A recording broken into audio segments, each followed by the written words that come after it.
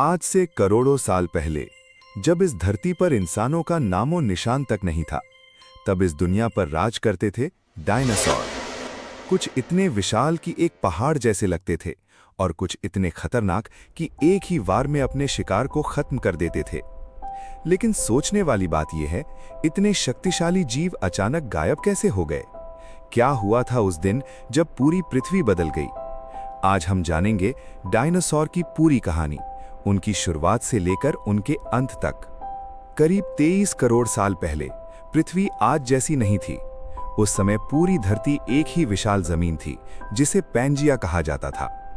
चारों ओर गर्म और सूखा वातावरण था और जीवन धीरे धीरे विकसित हो रहा था। इसी समय शुरू हुआ ट्रायासिक पीरियड। छोटे छोटे सरीसृप जो जमीन पर रेंगते थे, धीरे धीरे बदलने लगे और यहीं से जन्म हुआ डायनासोर का।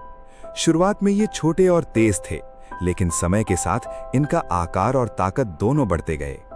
फिर आया जुरासिक पीरियड, जब डायनासोर का असली विकास शुरू हुआ। इस समय पृथ्वी पर हर जगह हरियाली फैल गई, घने जंगल बन गए और डायनासोर तेजी से बढ़ने लगे। कुछ शाकाहारी थे जो पेड़ पौधे खाते थे और कुछ मांसाहारी जो दूसरे जीवों का शिकार करते थे। इसके बाद आया क्रिटेशियस पीरियड, जिसमें डायनासोर पूरी दुनिया में फैल गए। ये समय था जब डायनासोर पृथ्वी के सबसे शक्तिशाली जीव बन चुके थे। डायनासोर का जीवन भी बहुत दिलचस्प था। कुछ डायनासोर झुंड में रहते थे ताकि वे सुरक्षित रह सकें। कुछ अकेले रहते थे और खुद शिकार करते थे। वे अंडे देते थे और कई बार अपने बच्चों की रक्षा भी करते थे। जंगल, नदियां, मैदान, हर जगह उनका कब्जा था। लेकिन प्रकृति का एक नियम है, हर चीज का एक अंत होता है। करीब 66 करोड़ साल पहले एक ऐसी घटना हुई जिसने पूरी पृथ्वी को बदल दिया। एक विशाल उल्कापिंड पृथ्वी से टकराया। इस टक्कर से इतनी ऊर्जा निकली कि चारों ओर आग फैल गई। आसमान में धूल और धुआं भर गया और सूरज की रोशनी पृथ्वी तक पहुंचना बंद हो गई।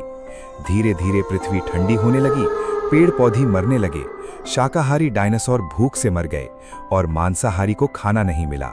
और धीरे धीरे डायनासोर की पूरी दुनिया खत्म हो गई। कुछ वैज्ञानिक मानते हैं कि केवल उल्कापिंड ही नहीं, बल्कि बड़े ज्वालामुखी विस्फोट, जहरीली गैसें और जलवायु परिवर्तन भी इस विनाश के कारण बने। यानी डायनासोर का अंत एक ही कारण से नहीं, बल्कि कई घटनाओं के मिलकर हुआ। लेकिन एक दिलचस्प बात यह है, सारे डायनासोर खत्म नहीं हुए। आज के पक्षी असल में डायनासोर के ही वंशज माने जाते हैं। यानी जब आप किसी पक्षी को देखते हैं तो आप एक छोटे डायनासोर को देख रहे होते हैं। और क्या आप जानते हैं, डायनासोर सिर्फ विदेशों में ही नहीं, बल्कि हमारे भारत में भी रहते थे। आज से करोड़ों साल पहले जब पैंजिया मौजूद था, तब भारत भी उसी का हिस्सा था।